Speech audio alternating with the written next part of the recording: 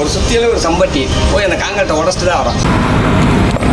ஏற்கனவே ஒரு வீடியோ போட்டிருந்தோம். இந்த ரெடிமிக்ஸில் மிச்சமாக காங்கிரீட்டை கொண்டு வந்து ஹைவேஸில் ஒரு மரத்துக்கு கீழே கொட்டி விட்டு போயிட்டாங்க அப்படின்னு. அன்னைக்கு நம்மளால் அது கையில் எதுவும் சுற்றியலோ சம்பட்டியோ எதுவும் இல்லாதனால உடைக்க முடியல. அதுக்கப்புறம் கொஞ்சம் வேலையாயிடுச்சு. இன்னைக்கு தான் ஃப்ரீயாக இருந்தேன். அப்படியே ஃப்ரெண்டை வர சொல்லி நானும் அவனும் கிளம்பிட்டோம். நாங்கள் இருக்கிற இடத்துல இருந்து ஒரு 35 கிலோமீட்டர் டிஸ்டன்ஸில் தான் இருக்குது. நல்ல வேலையாக வெயில் நேரத்தில் போகல. இவ்வளோ பெரிய சம்பட்டி இதுக்கு வேண்டியதில்லை அப்படின்னு தான் நினச்சேன். ஆனால் உடைக்கும் போது தான் தெரிஞ்சு இது இருந்தால் தான் உடைக்க முடியும்னு. ஒரே ஒரு தப்பு பண்ணிட்டேன். ஒரு கடப்பாரை கொண்டு வந்திருக்கணும். சரி அடிச்சு உடைப்போம் அப்படின்னு சொல்லிட்டு 2 பேரும் மாற்றி உடைக்கிறோம். என் வாழ்நாளில் இவ்வளோ கஷ்டமான ஒரு காங்கிரீட் நான் பார்த்ததே இல்லை.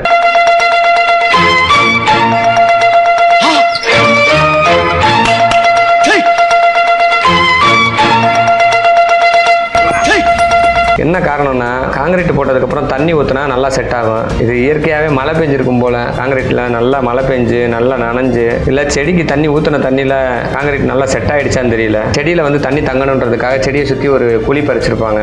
அந்த குழியிலையும் காங்கிரீட் நல்லா ஆழமாக இறங்கிருச்சு. எவ்வளோ உடைச்சும் உடையலைங்க. கிட்டத்தட்ட இந்த காங்கிரீட்டை உடைக்கிறதுக்கு ஒரு 2.5 மணி நேரம் போராட வேண்டியதாகி போச்சு. 4 மணிக்கு வந்தோம், இருட்டிருச்சு.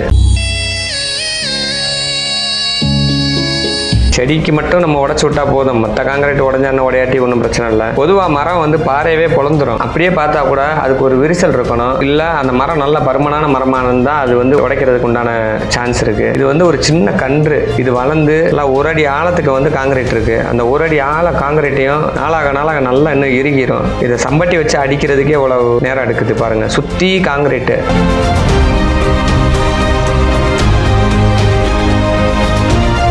சம்பட்டியோட வெயிட் வேற ரொம்பங்க.